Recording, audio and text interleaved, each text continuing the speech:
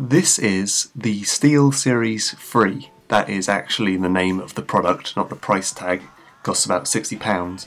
It's a Bluetooth powered controller for iPhone, iPod Touch, iPad and Android. The controller itself is pretty nice, it's well made, the buttons feel really responsive and the analog sticks are an excellent addition. It fits nicely in the hand and it doesn't feel particularly cheap or tacky.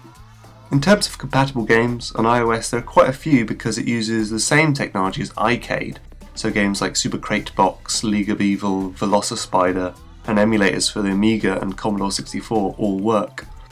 Not every iCade game is optimised though, so some might not work at all, some might have weird button layouts and some, like Cratebox, work on iPad but not on iPhone. On Android, the number of compatible games is a whole lot smaller. In fact, the list that SteelSeries gave us just has a handful of games.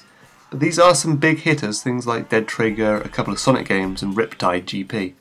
It also works on any Android emulator where you can map your own buttons, so if you like playing classic games, this is actually a really nice bit of kit. I like the controller, it feels nice to hold, the buttons are responsive and it's hardy enough to be chucked in a bag. It charges over USB and SteelSeries says it can get anywhere up to 20 hours worth of battery life. I played a lot of Gunman Clive and League of Evil on iOS for the review, and I found it to have a nice chunky retro SNES era feel. On Android the games are a lot more complicated, but with those nice twin analog sticks, even an FPS like Dead Trigger is really easy to play.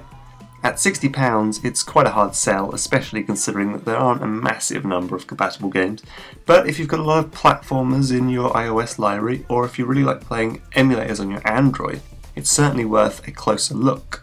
You can read our full review and get a complete list of compatible games over at pocketgamer.co.uk.